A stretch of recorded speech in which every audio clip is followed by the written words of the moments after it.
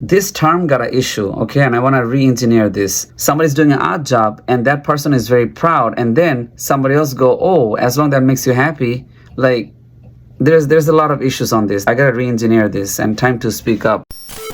Check this, right? There's a lot of not only motivational, but a lot of this advice does not make any sense. Watch this. Let's say if you ever say to somebody that, oh, that person make burger for all over his life, or somebody's on a cleaning the toilet, or somebody's working on a kitchen doing a prepping all her life or all his life, right? And then you're gonna see somebody, your next friend, gonna be like, oh, well, good for him, as long as that makes you happy. This whole term got an issue. First thing first, I think the celebrities and the motivator will never tell you what you don't like to hear, because they are scared of their followers and all these things. But guess who's not so concerned?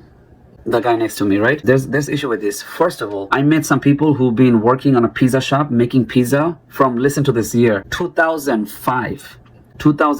And then another guy I met was working on a retail since 2009. Listen to this. For minimum wage, they only had how much increase? I mean, think about it. The retail salary increase are like, forget it, ridiculous. Even the most highest amount. Okay, and here you go. If you try to tell them like, yo, you still there on this job? Or like if they found out you're gossiping, they kind of get kind of offended. You know, they get offended, but they kind of know that they're not supposed to be there. It just, you know, it's almost like you're calling a girl like, yo, you're dating a younger guy, or you're dating an older man. What's going on? And then they get all kind of like defensive. Like, okay, so why you care? Like, you know, I mean, I don't really care, but seems like they care more too, you know? It's almost like that. Or like, yeah, why you always with multiple guys? You know, when you tell them, they kind of get defensive, kind of like that. Even though they know they're doing either something right or wrong. This whole thing with this, when you try to tell them, because look, when you're a disciplinary person and you have so many jobs, you have these habits of changing companies and increasing salary, even if they don't increase your salary, you're constantly changing companies, right? You're trying multiple opportunity, you got a boss to change it. Even changing companies, even in a low position, is not a big deal, right? Now, it's not so hard to do.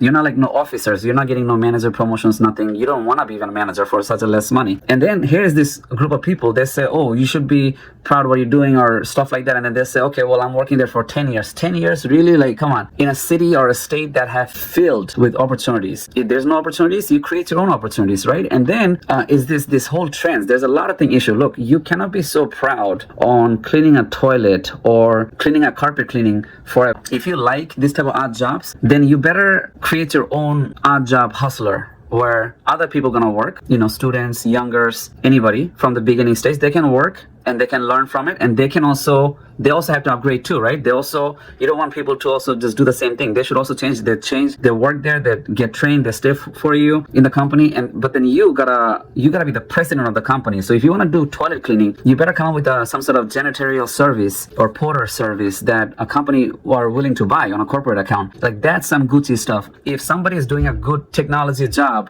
or computer job and he's getting paid less, you could be getting paid more, or making pizza, or you could be making salad. But as long as you're scaling up the business, like, that's, if you really don't want to even discover what else out there, you don't want to try anything else out there because you think that toilet cleaning is the best thing you have ever done, then upgrade that position. Why you gotta keep doing this? Why you cleaning toilet for other people while I have a guy next door became maybe an NVIDIA CEO by cleaning the toilet? You get what I mean? This whole thing had an issue where people get stuck. There's a lot of people, I know there's a lot of disability employee do stuff like that. I know there's a lot of people in McDonald's. My goodness, a lot of them in a McDonald's. If you go back to your old childhood McDonald's, in the kitchen or in the management, you will be surprised who else are working. There's people working on, usually, especially McDonald's. I know, especially McDonald's. I know Parks too, but also Starbucks. My God, Starbucks also, they breaks you, right? Starbucks have that now. The private restaurant, my goodness, the private store, private retail,